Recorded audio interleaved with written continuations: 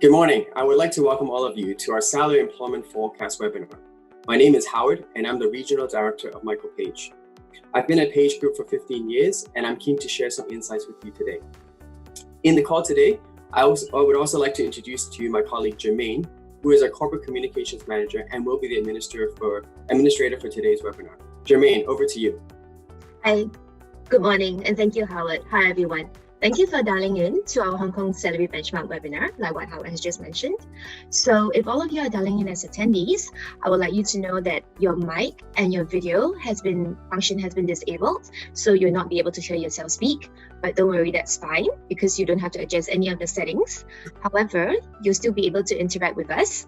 At the bottom of your screen, you'll see three little icons. The first one is a chat function. So what that does is throughout the entire webinar, if you have any questions or any concerns, just send me a chat and I'll be monitoring it. I will reply you personally. Another one would be the Q&A box. That would be really important for you. So throughout Howard's presentation, when he's going through the different segments and sectors, you'll be able to type questions into there, and this will all be answered later during our question and answer segment. When typing in your question, if you see something which you really like as well, or you like answered, go ahead and give it a thumbs up vote. This will make sure that all the popular questions are filtered to the top, so Howard would definitely answer them. Finally, there's also a raise hand function that sends us a signal as well that you also need some help or you have some concern, and I will also reply you. Throughout this entire webinar, there will be 3 polls which we'll be sending out as well. They will flash on your screen. All you have to do is to just take a quick second to answer them. And that's all you need to know. So Howard, you can go ahead and start. Great, thank you so much, Jermaine. So I'm keen to walk through our agenda for today.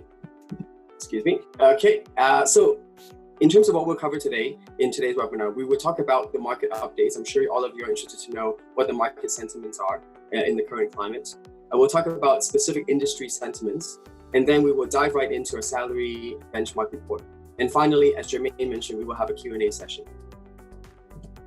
So in terms of market update, there's no doubt that we are going through some challenging and uncertain times, which is changing week by week. Now, what was initially a Greater China issue had escalated into a regional issue and has now turned into a global pandemic. So subsequently, in the recruitment world, what we are seeing is that there are certain industries impacted, initially from the retail, hospitality, and travel industry in the domestic market, had moved on to the industrial and manufacturing sectors in Greater China, and has now affected multinationals who are potentially putting roles on hold in a wait-and-see mode. Now, however, given these uncertainties and with all things considered, I would say that Hong Kong is still in a fairly good position relative to other regions. Now, say for example, if we look at the unemployment rate, we are currently looking at a 3.7% unemployment rate, which is an all-time high for Hong Kong. However, relative to other regions, it's still a fairly low number. The GDP number is at negative 0.3%, which puts us at a borderline recession status. But once again, these metrics is relative to other markets, it's still in a fairly good position. So as you can tell, I'm an optimist. And as you know, Hong Kong is a place that bounces back very quickly. And I'm a firm believer of this. So I'm certainly keeping my fingers crossed that in the short term, we will be impacted. Without a doubt, I would see Q2 as being a little bit tougher than Q1. But these are all things that we see in the short term. But in the medium to long term, I would see that the market will recover very quickly. So on that note, I'm actually keen to hear from you. This is the first poll that we have. How do you feel about the current market?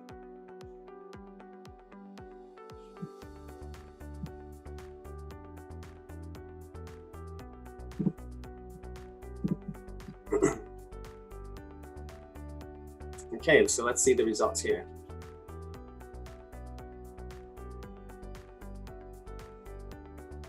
Okay. Okay, just give us a few more seconds. Sure. I can still see some people are answering. Sure.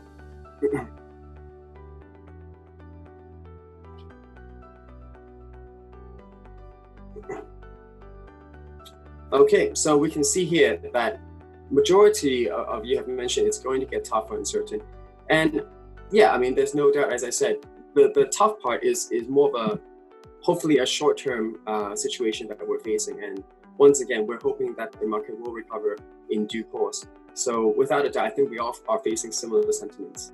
Now, moving on, what we did was we also interviewed an economist to get his view on the market. So if I were to summarize the quote here and to share some of the sites and views on the market, his perspective is that the market confidence will remain moderate to low in the following 6 months. So he's looking at a 6-month bracket. In the medium to long term, though, he feels that the COVID-19 situation will remain rather flat. So I think, if we look at it from his perspective, the impact is about 6 months and possibly beyond, but hopefully in the long term, things will recover very quickly. Now, certainly there are certain industries affected in interim. So we're looking at sectors such as the banking, retail, travel, and hospitality sectors that will be impacted the most. But on the other hand, the silver lining is that we do see opportunities with sectors such as insurance companies and consumer healthcare. There are growth potentials for those markets.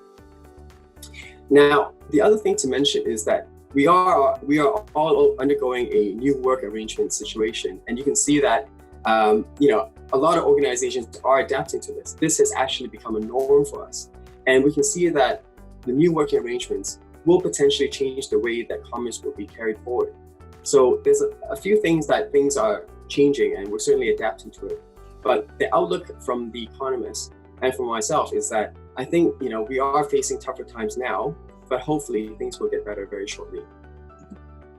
So moving on to the second poll, I'm keen to hear from you guys again.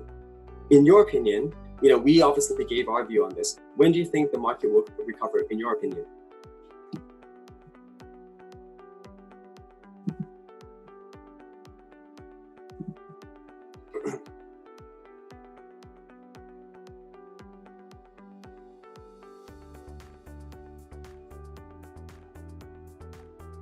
Okay, just waiting for a few more to submit. Yeah.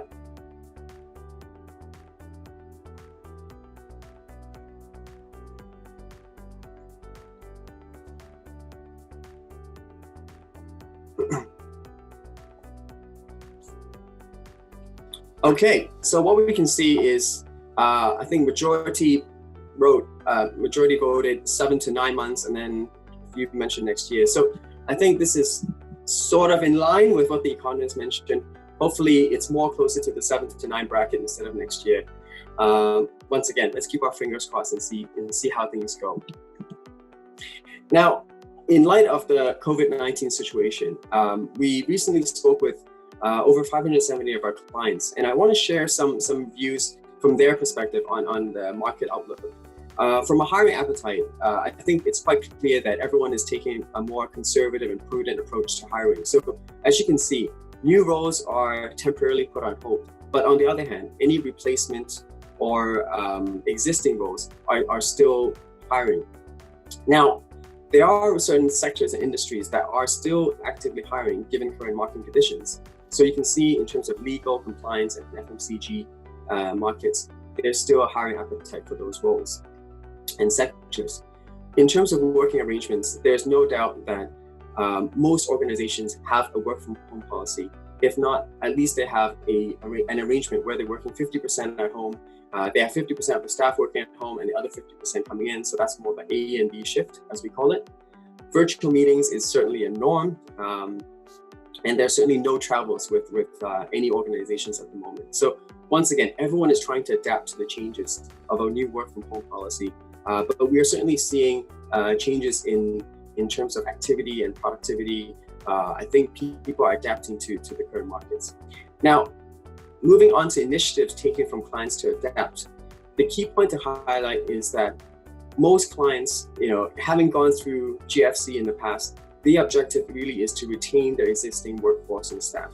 And in doing so, a lot of organizations are taking additional measures to save costs to retain their staff, but at the same time to not affect their livelihood. So what some organizations have done from a cost-saving perspective is that they've asked their staff to take unpaid leave. So asking staff to work, say, 4-day work weeks. Some employers have actually asked their staff to temporarily take reduced salaries. And the range is between 20 to 30% within the next sort of 3 to 6 month bracket. Start dates for certain new joiners have been delayed. And we're also seeing, particularly for the frontline roles, such as retail, hospitality, candidates are asked to sort of reallocate their roster and resources to make sure that everyone has a working opportunity, but then perhaps lesser hours. Last but not least, for certain sectors, there are negotiations being made to landlords to hopefully provide a concession during current tough times. So you can see the market sentiment is that, once again, higher appetite, a little bit more conservative and prudent, working arrangements. Almost everyone has a work from home policy.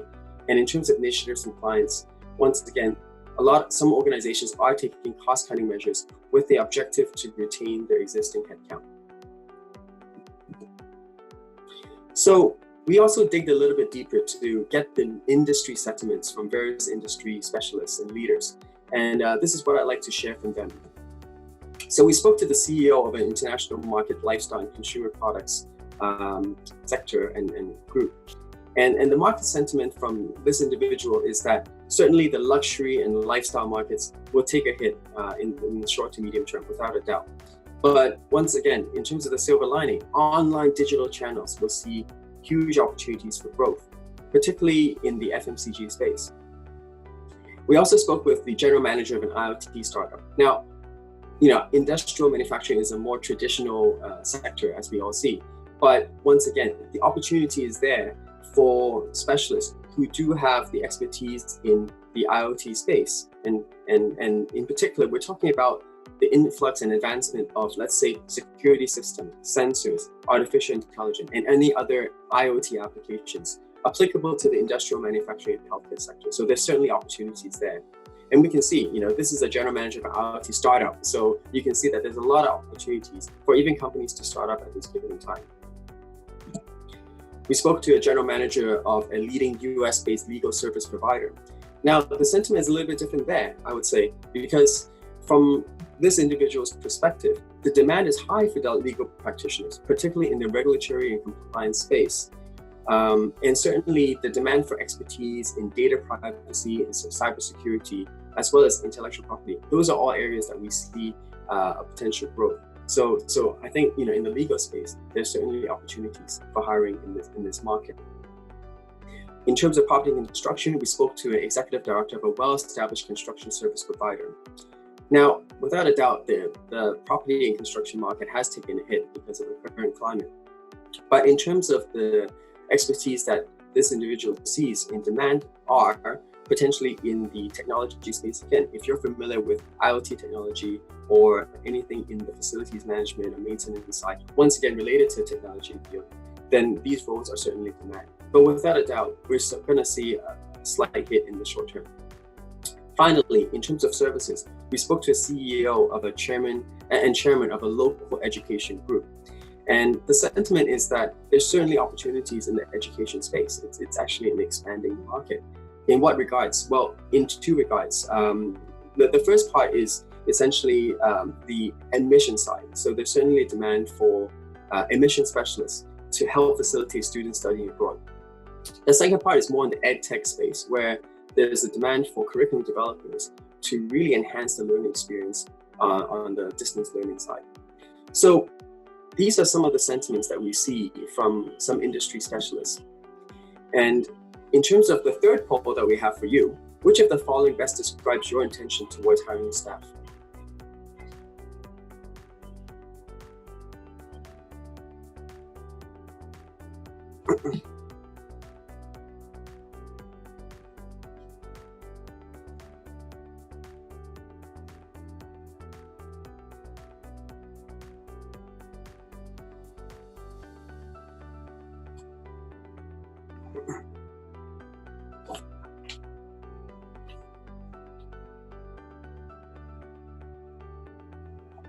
Okay, let's see what the results are. Okay.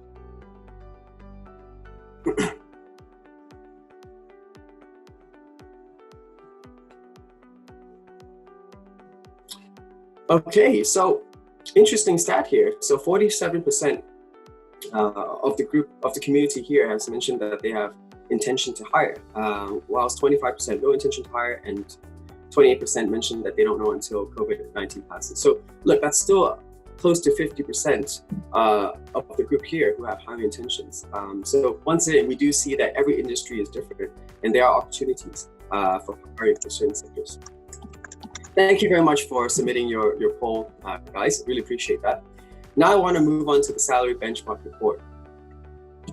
So the salary benchmark report is an annual report we provide for our clients and candidates. And we've utilized 37,000 data points, spoken to various clients and candidates, and we certainly look at the various placements that we've done over the last year to collate the data to provide the report that we have for you today.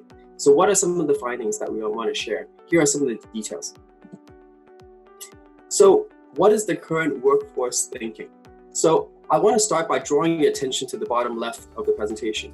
90% of the people we spoke to or surveyed, and from our data, suggest that they do not consider unsatisfactory monetary benefits as a top decision to leave their job.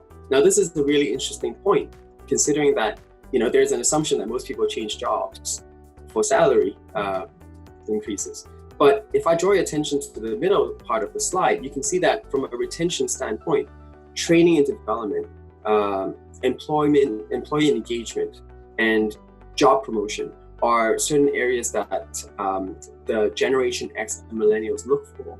Now, what's really interesting to note is that the values that they have for training and development and engagement and recognition are things that they value more potentially than just the salary bit. So in terms of looking at the resources that you utilize for your organization, certainly it's important to utilize some resources into the training and development part, and certainly to talk about career development and projections, employee engagement. Those are all areas that are quite important in today's market. If I draw your attention to the right-hand side, you can see that 40% of Hong Kong workforce feel the company neglected their professional coaching and development. So this tells me that there's certainly an opportunity for certain organizations to once again focus their resources, as this is one of the key retention strategies for the workforce that we see today. Now, as we move on to the following slides, we will have a more high-level sort of industry insight on various industry sectors. Now, following the next few slides, we will have a Q&A session. So if you have any questions that you'd like to ask, feel free to prepare them, and Jermaine will help us administer that. Okay. So in terms of the consumer and retail sector, as I mentioned earlier, there's certainly a demand for digital and e-commerce specialists. But just to add to this, the demands for CRM, data analytics, data transformation specialists are also in high demand, along with supply chain specialists in supply and demand planning, as well as strategic sourcing. So we can see that this market is quite opportunistic for certain specialties and skill sets. And if we look at the most active hiring functions, you can see sales, digital and technology, finance, customer service. These are all sectors that we see a potential hike in demand.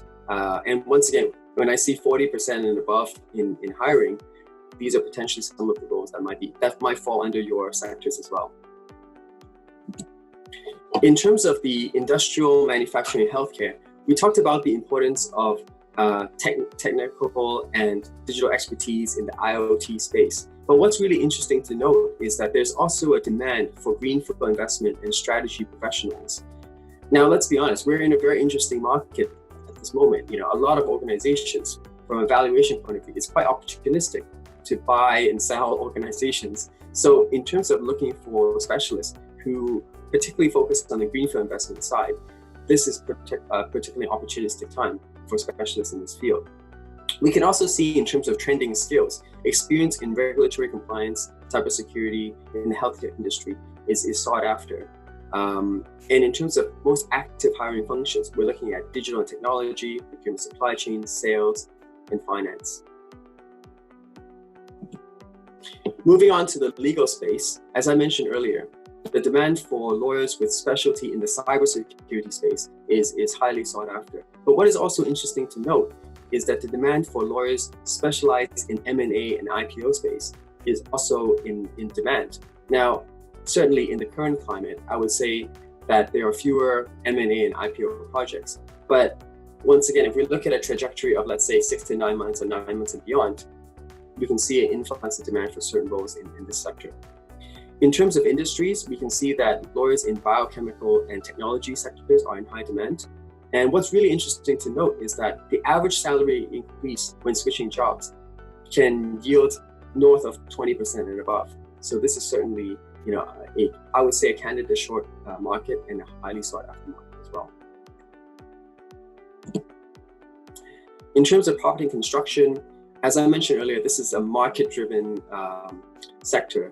And in terms of the short-term demands for talents, I would say that, once again, if you are accustomed to technology, IoT, then those are skill sets that are in high demand. But one thing to note in this sector is that traditionally, clients would essentially look for candidates from retail industry, from property moving on to another property sector. But now you can see that clients are a little bit more open-minded. They're open to hiring talents from different diverse industry sectors, just to bring in new flavors and ideas to the business. So that's a bit of a shift in terms of the mindset of the hiring strategies that they have. In terms of local projects, we can see that once the market picks up again, the projects will start coming in and the demands for property construction, sales and marketing will continue to increase. In terms of salary though, you can see that salary increases are in the range of 10 to 20% when you look for a switch. So once again, property construction is also a candidate short market, particularly for a sector like Hong Kong. And finally, moving into the services side. Services is quite generic and broad, but I would say that the hiring activity for services industry is a little bit more subdued at the moment. It's a little bit more prudent and conservative.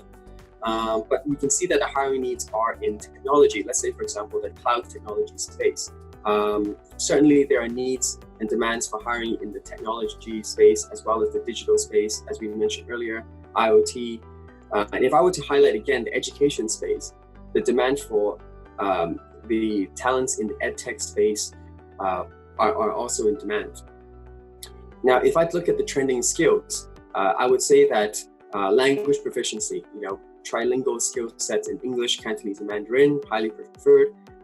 We also talk about compliance and legal. So most active hiring functions, I would say, are the more traditional sectors. So finance, accounting, legal. We look at technology, as I mentioned earlier, customer service. And I would say in the current climate, contracting is certainly a big sort of opportunity for a lot of our clients as they shift their hiring strategy into more contracting focused hires as opposed to permanent hires. So in a nutshell, this more or less concludes the sharing that I have. Of course, a quick snapshot of the market updates. As I mentioned earlier, the challenges and the uncertainties that we see are hopefully short term, with a view that in the long term or the medium to long term, things will improve very rapidly. And as I mentioned, Hong Kong is a place that will bounce back very quickly, and I'm a firm believer of this. So on that note, I will move on to the Q&A section, and welcome to take any questions that you guys have.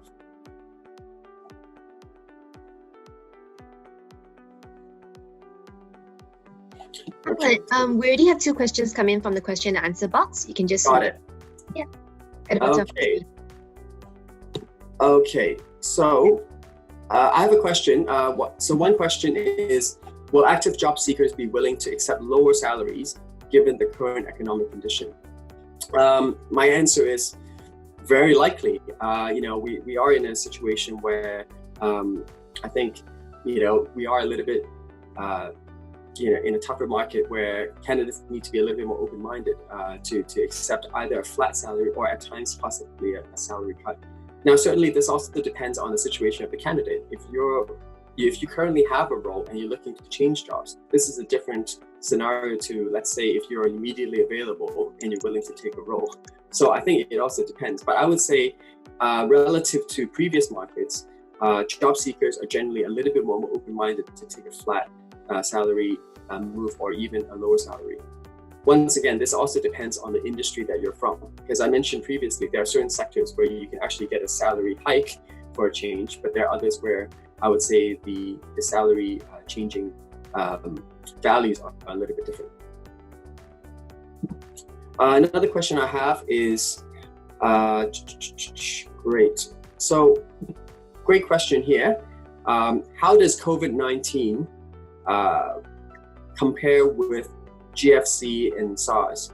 Now, incidentally, I was in Hong Kong in both occasions. So, I would say the key difference is I'll start with SARS. SARS was primarily a Hong Kong issue, so it certainly impacted the local market, whereas GFC was a global issue, but it affected primarily the financial services sector. But then when we look at COVID-19, it's a global pandemic, and I think the biggest difference is that it's unknown, it's uncertain. There are cases that are increasing day by day, whereas if we look at GFC, we know the culprit of how this situation came about. So in terms of fixing the problem, at least there's a root cause involved. For SARS, once again, because it affected primarily Hong Kong and not the globe, the global impact is not as significant. Because we are in a global crisis at the moment and a global pandemic, the unknown is that even if Hong Kong controls the situation, we are also impacted by our global partners that we do commerce and business with. So this is the part I think that makes the current situation a little bit more challenging than before. And certainly, as I mentioned, it's a little bit more uncertain. But that's a great question. Okay. Okay. So I have a question from Carl. So approximately how do new jobs accounted registered in 2019 in Q1 compared to 2020? I would actually say that the active candidates, it really depends on the situation of the candidates. Certainly, I would say candidates are a little bit more conservative this year to changing roles than in the past. They're less opportunistic because, first of all, the supply of roles in the market are less than before. But then for those who unfortunately were put in a challenging situation or are actively looking for roles, certainly they'll be very active. I would say in comparison though, I would say that the number of registrations this year would be new registrations, would be relatively less than last year. But in terms of our candidate engagement, I would say that we're probably speaking to more candidates now than before. Okay, so I have a question from Iris. So the question is, do you have any idea on the salary increase forecast for 2021? Or is the salary freeze expected? Gosh, we're still in 2020. It's really hard for me to project 2021, if I were to be very honest. But I do see that at least for 2020, I would say the salary sort of adjustments would be a little bit more humble.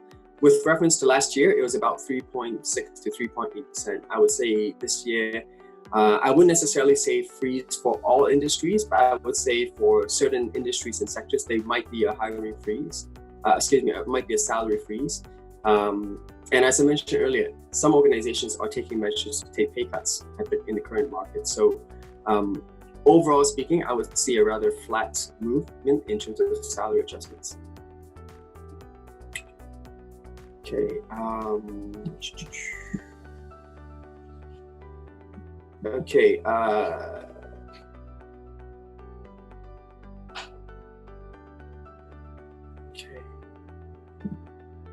So I have a question from Jimmy.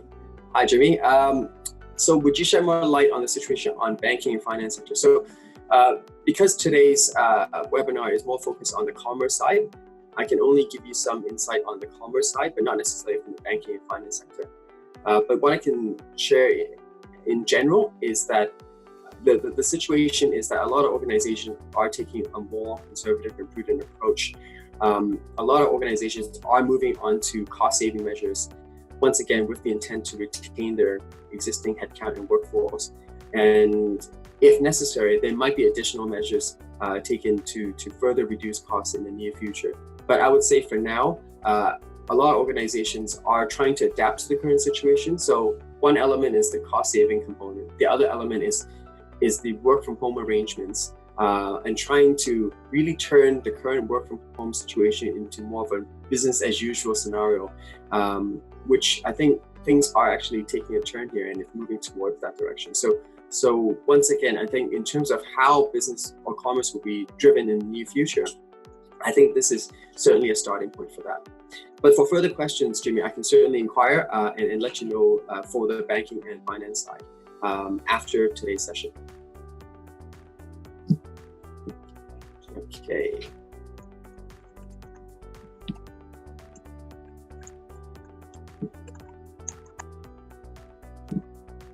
Okay, so Iris has another question. Will we get a copy of the presentation?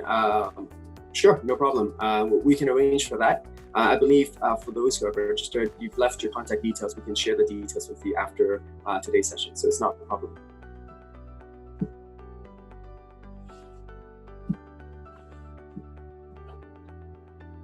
Okay, I have another question. What type of clients are more active in hiring? So as I mentioned before, I would say sectors such as legal, private practice, we're looking at FMCG, consumer. Those are some of the sectors that I see growth in hiring. We also talked about education just now. Those are some of the industries and sectors that we see growth. In terms of skill sets and talent, once again, if you're in the technology, digital space, once again, legal space, those are some of the areas that we see potential opportunities in the current climate.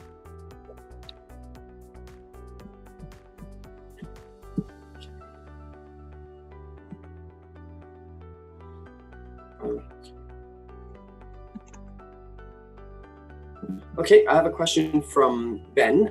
It is reported that a majority of global banks is not hiring graduates this year. Other companies to follow. Hard to say. I would say, in general, the overall hiring appetite this year would be less than previous years. Now, as for grads, I would say there will still be opportunities for large corporations that still have, let's say, management training programs. I believe that they will still go with those programs. But in terms of the overall hiring demand for junior hires and graduates, I would say in comparison to last year, it would be less, but just with other roles as well. The other thing I mentioned was that there will potentially be more contract hires in the current market, and this may be a potential opportunity for graduates to consider as well.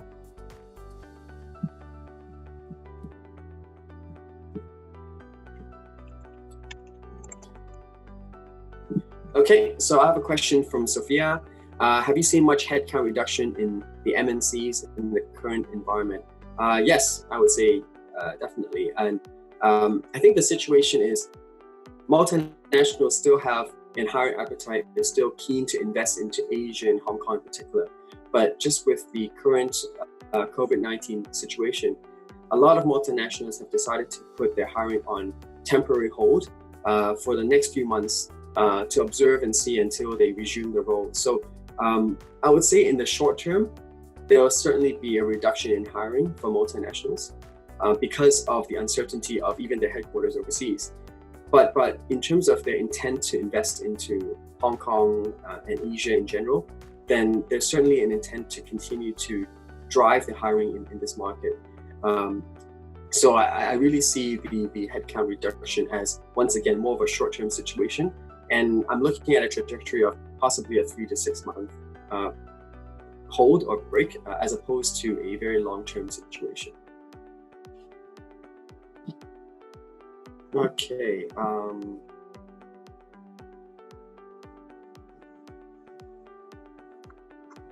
Okay, so I have a question from Harrison. Wouldn't you see any increase in the healthcare industry as many countries will now realize how much unprepared we are with our hospital industry? When you say increase, I presume you're referring to increase in healthcare, possibly healthcare supplies, hopefully in terms of practitioners. I would say, as I mentioned earlier, the demand for FMCG healthcare, I mean, certainly we do see an increase in demand for, I would say, mostly healthcare suppliers. as opposed to healthcare talent, because I think Hong Kong is in a very good position in terms of the public and private sector in providing healthcare service. And certainly, even if we do need to increase talent in this market, it's quite challenging to increase. I mean, everyone's short in medical services. But in terms of supplies, I would say Hong Kong is fortunately in a fairly strategic place in being in a hub where we do have access to a lot of supplies relative to other markets. And in comparison to other markets, I would say Hong Kong is a little bit more prepared, whether it's culturally or whether it's through previous experience. Through SARS in the past, it has actually prepared people in Hong Kong to wear masks frequently. And this has certainly channeled in more resources in terms of medical supplies to cater to the demands in Hong Kong. Okay.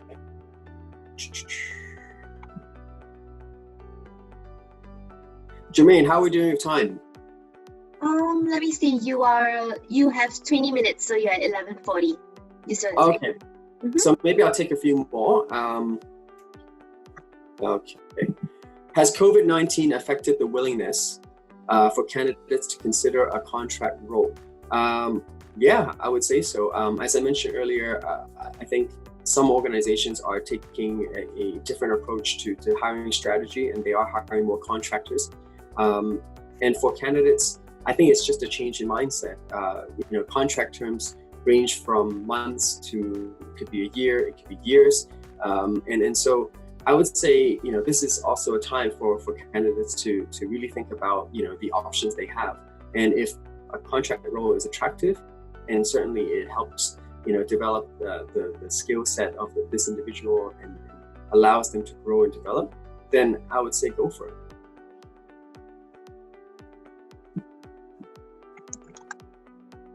Okay, I have a question from Janet. Do you see more contract roles come up in the views? Yeah, I would say so. But once again, it varies by industries and sectors. Okay.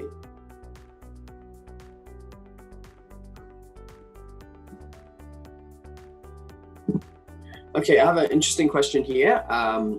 Work from home, is it really working for Hong Kong companies? Will the trend reverse after COVID-19? Look, I mean, certainly I think work from home is a temporary measure. I would imagine that particularly for a lot of industries that are more face-to-face centric, they certainly need to have the face-to-face interaction. So for those industries that have more face-to-face interactions, then I would say it will certainly reverse for sure. But what I'm trying to say is that the work from home arrangement has really changed the way we do commerce in terms of travel. Do we necessarily need to travel to different regions to hold meetings in the future, or can we rely on the technologies that we have to do it effectively? And the answer is a lot of meetings are done remotely now, and it's actually quite effective. So this might change the perspective of how meetings are run in the future. And once again, this could also be a cost-saving measure for a lot of corporations in the near future as well. It's also more efficient and more time efficient. So I would say for certain industries, yes, and for others, I would say probably not. They will resume to face-to-face as soon as they can.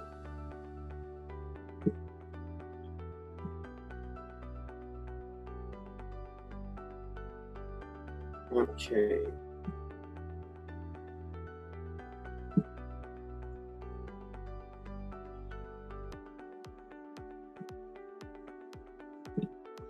Okay, I have a next question. You mentioned contracting. Is it a popular thing in Hong Kong? We are considering it as an organization to provide a more.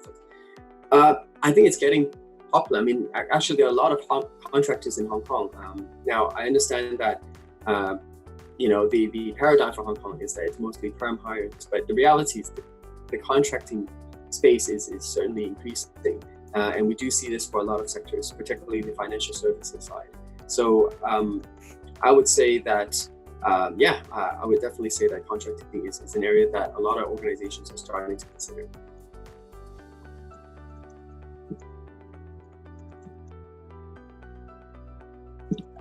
Okay, I have another question. What is the best job hunting strategy for candidate under current epidemic environment? Look, I would say the job hunting strategy does not change by the environment. It's more about how you prepare yourself for the roles you want.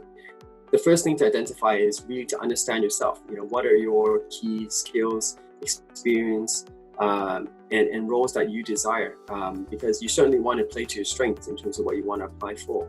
And then the second part is to do the necessary preparation and research to find out which organizations appeal to you most in the type of function and role you want to work for. And then, of course, align that with the skill set that you have. In terms of resources, I would say it's more or less the same. You can obviously appeal to job boards, you can apply to those direct, you can use the services of recruitment organizations such as us to help you find roles. I would say the strategy is somewhat similar. The only difference I would say is that in the current market, you want to be a little bit more open-minded in terms of the roles you want to appeal for, given that the supply of roles in comparison to the past are fewer. So it's just being a little bit more focused and being a little bit more open-minded.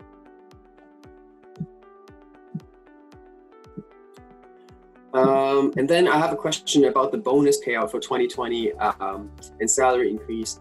I believe I answered a similar question previously. And once again, I would expect that the salary increase will be rather flat this year.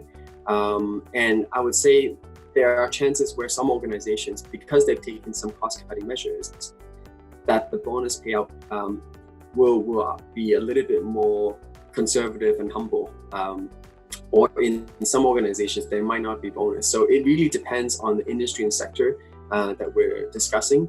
But I would say the overall forecast for this year is a little bit more conservative than previous years.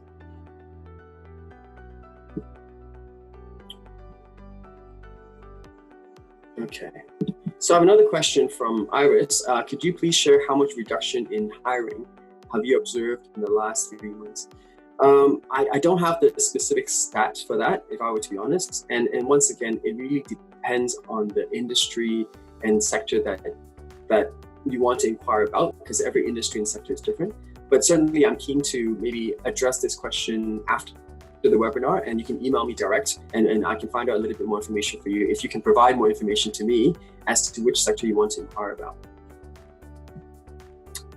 Okay, I believe I've answered. Okay, sorry, I have a few more here. Question from Frankie. Any companies are offering 4-day work in Hong Kong? What is the trend?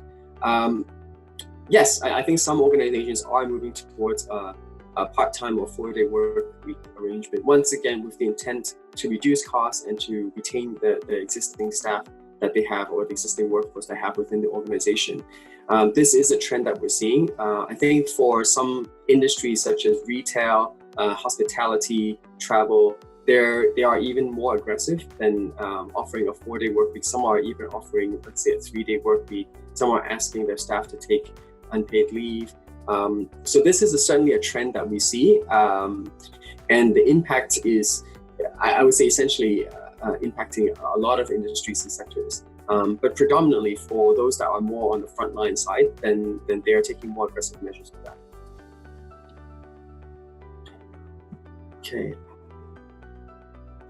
Okay, question from Max. Do you see any company doing differently or more creative approach than only taking pay cut or pay leave to save on their costs? Gosh, I mean, that's the question that I think varies by different industries and sectors. But I would say from a human resource standpoint, essentially we can only look at taking pay cuts and possibly reducing salaries. Obviously, a more aggressive measure would be to do a bit of restructuring in the organization. But in terms of other measures, as I mentioned earlier, some organizations are talking to their landlords to see if they can get a concession on the rent. I'm aware that there are some landlords that have offered a bit of concession on rent in the coming 2 to 3 months, particularly for the retail sector. I would say that general reduction in expenses is something that some organizations are looking at as well. So there are different measures that different organizations are taking to cut costs. But once again, this really depends on the industry and sector we're looking at. Aviation is a good example. Obviously with much fewer flights that we see in the current space, a lot of planes are parked. They're not even operating. And the question is, where do you park the planes? Because the parking fee in Hong Kong is higher than other regions. Strategically, some airlines are actually parking their planes in other countries with lower parking fees than Hong Kong. So it really varies by the sector and industry we talk about. Okay.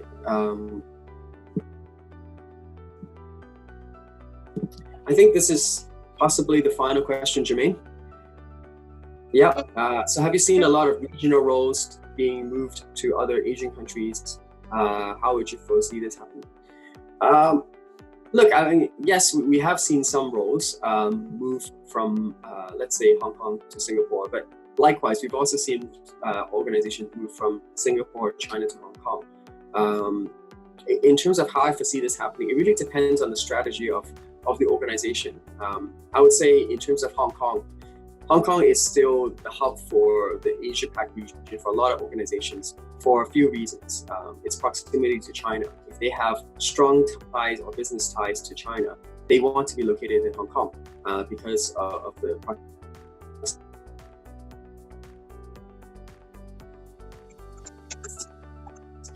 On the other hand, if the organization is to